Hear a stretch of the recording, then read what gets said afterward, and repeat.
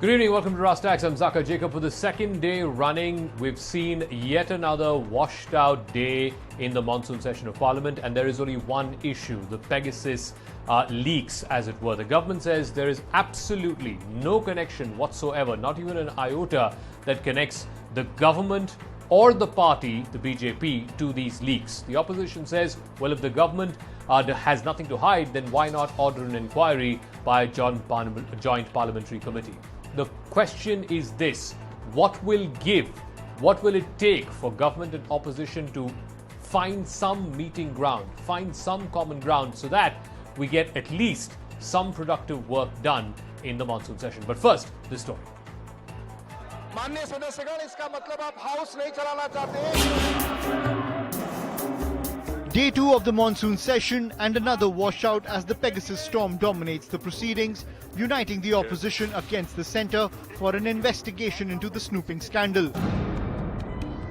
300 Indians on an alleged list, including cabinet ministers and government officials. But the opposition waging war over the names of Rahul Gandhi, Abhishek Banerjee and Prashant Kishore, and a number of activists and journalists on the surveillance list. लोकतंत्र की जगह आज जासूसी तंत्र कायम होते जा रहे हैं और डिजिटल इंडिया की जगह अब सर्वेलेंस इंडिया होते जा रहे हैं। यही मोदी जी की दान है हमारे हिंदुस्तान के आम लोगों के लिए। The government may not have done it since they say they haven't done it. But in that case, who has done it? For what purpose? And how? Because the government said carefully, unauthorized interception has not occurred. That still leaves open the possibility that authorized interception has occurred. This government has been spying and surveilling on everybody. This is something that has got to stop. We need some answers, and this is not something that is going to be brushed under the carpet. ये एक बड़ा सवाल उठ खड़ा करता है कि आज तक देश में डेटा प्रोटेक्शन लॉ नहीं है। डेटा प्रोटेक्शन लॉ में सर्वेलेंस की बात नहीं है। इसका सही मायने में डिस्कशन होना चाहिए। इसको नकारने की बजाय केंद्र सरकार को अपनी जो कमियां हैं उसको पूरी करने में कार्रवाई करनी चाहिए। पेगासस ने ये साबित कर दिया है कि सबसे बड़े लोकतंत्र में किस तरह उसकी धज्जियां उड़ाई जा रही हैं। The Lok Sabha was swiftly adjourned today as well amid the disruptions, with the legislative agenda derailed for a second day. The centre has dismissed the charges, saying there is no evidence of hacking, with the BJP following the Home Minister's lead, accusing the opposition of disruption and obstruction. Pegasus के software के संबंध में विगत 2 दिनों से विपक्षी दलों के द्वारा देश के अंदर जिस प्रकार का वातावरण बनाने का प्रयास हो रहा है, यह विपक्ष के कुत्सित मंशा को उजागर करता है। बेसिर पर की बातें हैं, कोई जिसका आधार नहीं है। अवसर ही नहीं देंगे, आप आएंगे ही नहीं, आप बात ही नहीं करेंगे, तो फिर लोकतंत्र कहाँ कैसे रहेगा? लोकतंत्र तो कमजोर होगा। Multiple bills are still pending, and the scandal has cast a shadow on the monsoon session of Parliament, with no discussion on critical issues like COVID, rising prices and the farm laws so far. The opposition agitation threatens to derail the entire legislative agenda, wasting public money and time. The big question remains, is there evidence of a real state-sponsored snooping plot, or is it a case of pure politics, where an unverified report is being used to wage war against the centre? Bureau Report, CNN News 18. All right, so is this a serious attempt at state snooping, or is it simply pure politics to disrupt the monsoon session? Joining me on the talking point, R.P. Singh, spokesperson of the BJP, Dr. Ajay Kumar, spokesperson of the Congress Party, Jitin Jain is the director of Voyager Infosec, cybersecurity expert, and we're also joined by Ratan Sharda, author and RSS thinker. Before I go to the political spokespersons, I want to ask Jitin Jain, what do we have on the basis of these news reports? What we know so far is that there's a data dump of a whole bunch of phone numbers. We don't know if these numbers were hacked into or snooped upon. There is evidence in some of these phones that there are traces of Pegasus. But most importantly, what people are asking is, where are the conversations? Where is the data? Where are the transcripts? Where are the audio leaks? Where is the stuff that was supposedly on these phones that was hacked into or snooped upon? We don't have any of that yet. Look, the investigation carried out by Amnesty and Citizen Lab is a fairly good investigation, and there is obviously a malware. There is a very sophisticated, deadly malware which can turn your phone into a spy phone. Certain people have found to be infected with that malware. Certain people have found to be, attempts to be infected with that malware. And then several more people and much more people have found not to be infected. Now, all these people were in that list. The forensic investigation puts out the forensic evidence in detail, and it is a fairly good way of cross-verifying things. And compliments to that investigation. The investigation is beyond doubt.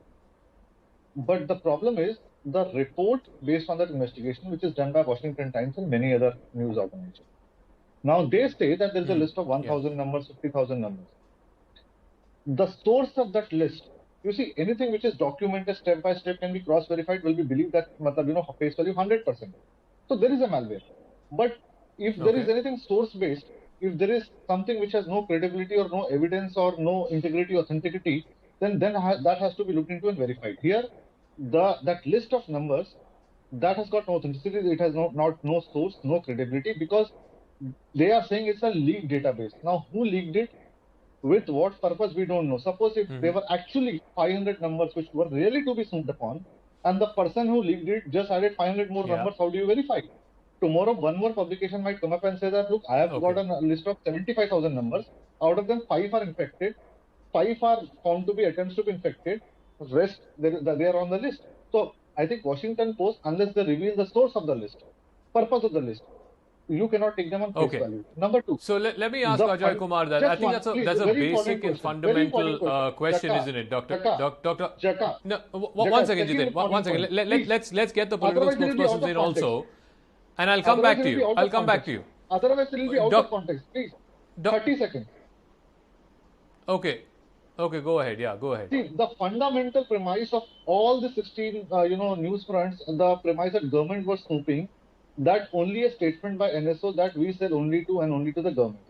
Now, if you were to take them on face value, this company also says that their technology can never be used for surveillance of human rights activists and journalists. But you very well know people have been killed, journalists have been stooped upon. So this company cannot be taken on face value. It may so have happened that they may have sold it to private operators also. Suppose if they sold it to the government, then it could be any foreign government, it could be any state government, it could be any law enforcement agency of a state government, because once you buy the software, you can target any international number. So suppose the government of, Korea bought it and they wanted to target some Indian number, or government of Pakistan bought it by using some third country and they are targeting Indian numbers, it can very well happen. So 2 questions have to be asked. Can a customer buying that product can target international numbers? If yes, then we may have a foreign player or a private player at play here. Okay, so let me ask Ajay Kumar. I'll go with the first thing that Jitin said, which is an important one. We don't know the source of this leak. None of the 15-16 media organizations that have taken part in this joint collaborative effort have mentioned what the source of that leak is. Unless you know what the source of that leak is, how do you take that credibly? How do you take that information credibly? The point that Jitin was making. What if there are 1 lakh numbers? And maybe 5 of them were infected. Maybe 10 of them, there was attempts to infect. But how do you know about the credibility of the list without knowing where that list came from? I think, Zaka, we are totally missing the plot here. First of all, with all due respect to the previous speaker, the issue is very simple. Does the government of India use the snooping Pegasus software? First question. Yes or no? And if they're using it, how many people have got official permission? And if it is such a national security, because everybody seems to be, every person who is a random, even the lady who was with the lady who was complaining against the former Chief Justice of India is also one of the persons. Now the fact is that, why are we saying that who should prove it? Mr. Ravi Shankar Prasad and the whole of the Bharatiya Janata Party has to answer whether this software is with the government of India. First question. Second question, answer it in the parliament. And because the same government says there was no oxygen there, who is going to believe these guys? They said today in the Rajya Sabha, nobody died due to oxygen shortage in India. We have become a banana republic, you tell me. Is this possible? Now this government, you tell me now, believe me, it's 1984. Napoleon the pig is back. You are telling me today that there was no oxygen debt, right? And then you say, believe me, I'm the government of India. We are very honorable. We have got very good intention. You said it in the Rajya Sabha today. So my question is very simple. Did you have the software or not? And you are targeting opposition leaders. You are targeting primarily journalists who write against you. And you come up front and answer in the parliament. You say that you don't buy this software. If you bought this software, you have done surveillance. And if there is, take the Chief Justice of India or the leaders of opposition into confidence and show it, because it's a matter. If they are not doing it and somebody else is doing it in a foreign country, then all the more dangerous. So this whole ossification. Okay. So let RP Singh respond to that. I mean, I think the critical thing. 1 second, Dr. Kumar. Let me ask RP Singh, please. The critical thing is, even in yesterday's statement, what the minister said in the Lok Sabha, and today we were hoping that he would make a statement in the Rajya Sabha, not least because his name is also figured in this list, is the answer to a very simple question: has the government bought this software or not? If it is bought, then yes, are these surveillances authorized? Yesterday the minister said every surveillance that has happened is authorized, so we'll go by that. And if the government has not bought this software, then it is an even bigger matter of concern, because clearly some other foreign governmental agency is doing this. Zaka, I'll answer that. I'll hope you allow me to do a little prefix for that. There's a list of 50,000 people. Now, this company sells software for spyware, sells software, doesn't manage software in the countries. So, this data of 50,000 source is not still clear. You just asked, no one has answered the source. The company doesn't have a source. How do company know which country is using spying on whom? So, data has been released either by the countries who are spying, or God knows. I mean, from where do this data has come? Secondly, where is the report? Show us which agency has done the test report. Any agency, can you name any one agency which has done the forensic test report? No one is naming, this agency has done, that agency has done. But that's point aside. Thirdly, which are the people who are raising questions? Amnesty International, let me read it out for you. The people who are there, I mean, there is a company named Amnesty International who has a company identification, corporate identification code, which is UA85100K820135PTC 6069601. But Amnesty International is not an NGO; it's a corporate entity, and they have been involved into a lot of fund being improperly used in India. They are already under scanner. So they are raising questions. They themselves are under scanner. Thirdly, on the question which you raised, whether this has been used or not, it has been categorically stated that Pegasus has not been used for interception in India. It's being stated in the House. Okay. Now, if you give me a second, if you have problem with what Minister has said, and you have give me a second, if you have something else to say, you can bring a privilege motion against the minister. You have right to bring a privilege motion. But problem is, another second, they won't discuss this in the parliament. They don't want to discuss in the parliament.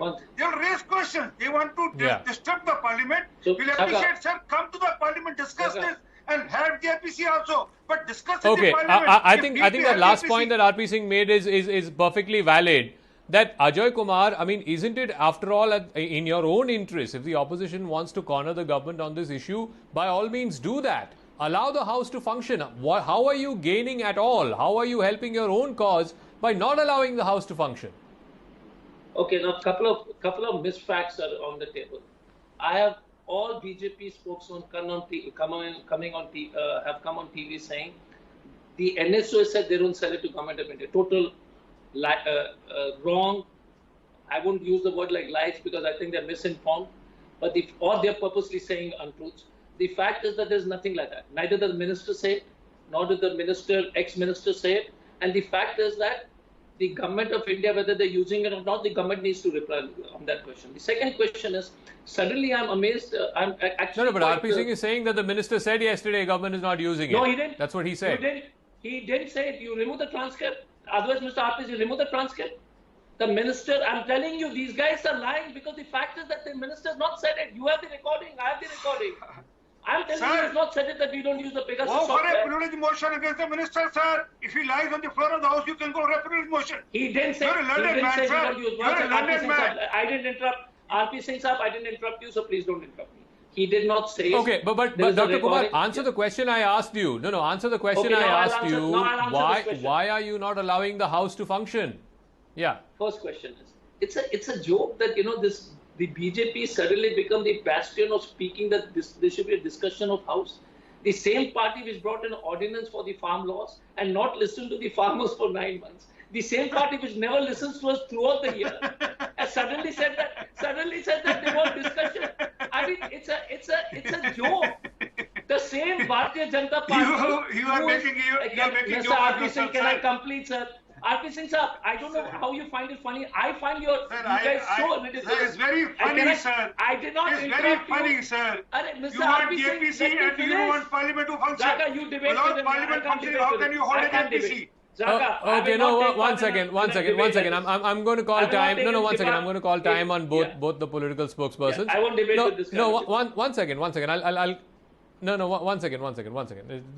Let's just calm down for a second. Let me also go to Ratan Sharda, so that everybody catches the breath. Ratan Sharda, the moot point is this: that it's not just opposition that has been, at least according to these reports, and I'm taking the reports at face value.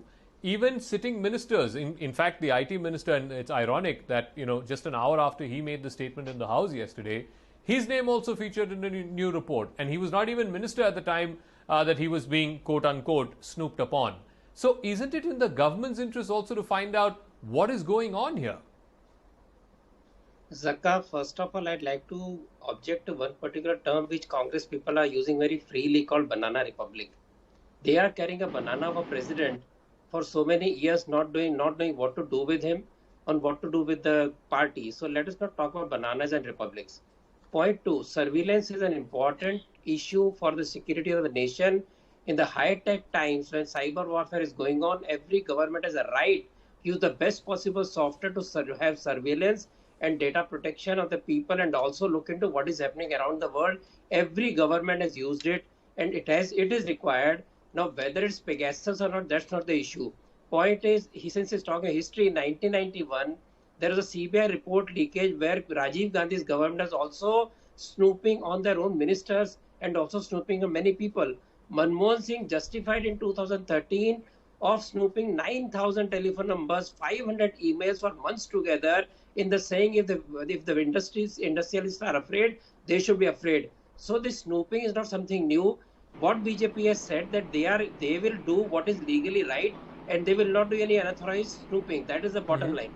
Secondly, all these people are shouting in the Lok Sabha, making all the song and dance. All of us are virtually naked in the social world. The software knows where we are going. Software knows your choice. Software knows what you are doing, what is your thought and what you are writing. And even if you call somebody on mobile, they will send advertisement to you immediately, whether it's email or call. So with this kind of total exposure to the technology teams, what kind of privacy are we talking about? Are we talking that because of a few of those people who are afraid of look at the list. It is so illogical. The list makes no sense at all.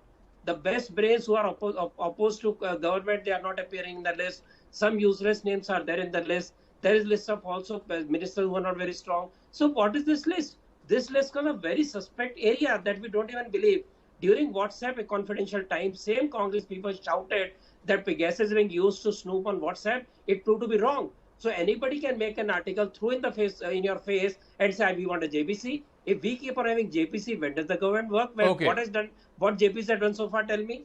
So this entire game is nothing but to stall the parliament. I want to go back to Every Jitin. I want to go back to Jitin. Something very strange. This is the most funny disturbance. I want to ask Jitin Jain, what is then a solution to break this logjam?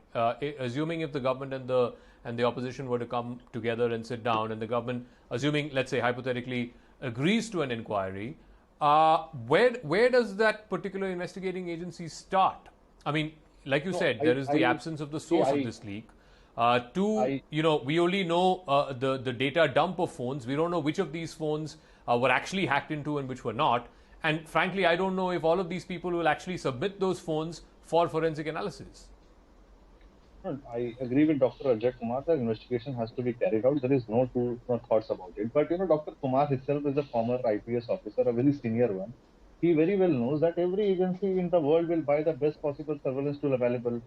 Which country in the world whose intelligence agency does not use spywares and malware? आप एक का नाम बता दीजिए, सब करते हैं. Can you ask any agency which all tools you have, which all spywares you are using?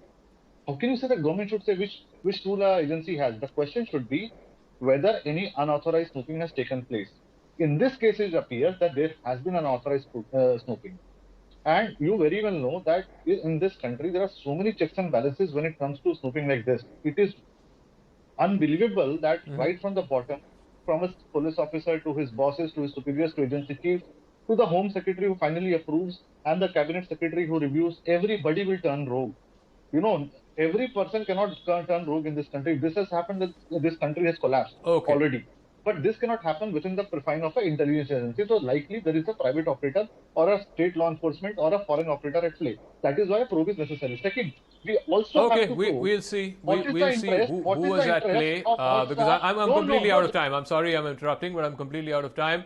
I want to thank all our guests. All I'll say is this: we've lost 2 days of the monsoon session of Parliament. Hopefully, we won't lose another and another because clearly something's got to give on this issue. We're getting a piece of breaking news. I'm going across to Payal Mehta, who's breaking the story for us. The Prime Minister has met with floor leaders of various opposition parties. In fact, only 2 parties, as far as I understand, the Congress and the Akali Dal boycotted this meeting. This was, of course, to brief them about the COVID situation. We're given to understand in this piece of breaking news that the Prime Minister told the opposition parties that India is going through tough times, has gone through tough times, and there is a need to rise above politics. There was also a lot of back and forth with some states about the availability of vaccine, to which the Prime Minister said India has more than enough available vaccine. Let me go across to Payal Mehta, who's breaking the story for us. Payal, what more details can you share with us?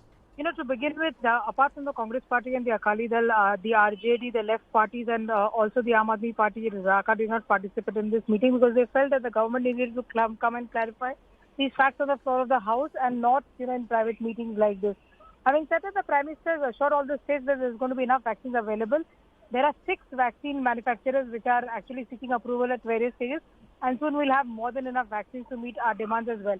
What the Prime Minister has urged these leaders is to rise above vaccine politics and, probably encourage more and more people to take vaccines, especially in the rural areas, in areas like, in the far-flung areas of the northeast, etc., that people are actually still, suffering from the hesitancy of vaccines. So that is something that the Prime Minister really urged the political parties. Of course, political parties on their part also told the government that yes, they have vaccines that were short in their states. For example, the TMC was very, very open in coming and announcing that. The TMC, in fact, this evening has also given a letter to the Prime Minister speaking the number of vaccines that they really require on an urgent basis. And of course, also the Maharashtra government led by Shiv Sena making that particular claim as well. The BJD, remember earlier, has also said that there was a need for the vaccination which was available at 75% for government hospitals. That needs to be increased to 95% because people going to the private players, Dhaka was only about 5% as well. So that's where it really stands. And the Prime Minister says that hopefully we'll all rise above politics and we'll also make sure that India is vaccinated and at the same time make sure that we don't let our guard down. Because the Prime Minister stated there were certain states which had people who were vaccinated with both doses but still were reporting positive. It's clear to make sure that they were vigilant enough. Okay, we'll leave it at that, Payal Mehta. Many thanks for joining us with that piece of breaking news at the conclusion of the Prime Minister's meeting with floor leaders. As we wrap up the race to space, the richest man on the planet, Jeff Bezos, may have lost that race to his good friend Richard Branson, but he did have some nice things to say in the run-up to what is likely to be the second only private individual in the world to be taken to outer space. Thanks for tuning in. I'll catch you again tomorrow night, same time. Good night. And here the astronauts come.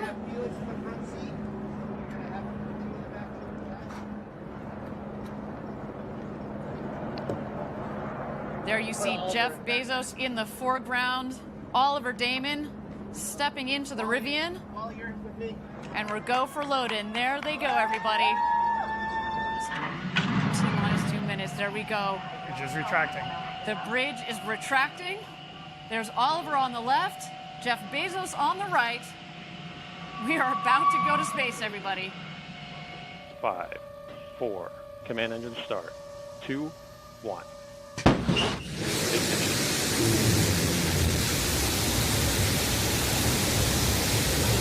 We have liftoff. The ship is cleared the tower. And New Shepard has cleared the tower on our way to space with our first human crew. Go, Jeff. Go, Mark. Go, Wally. Go, Oliver. You are going to space.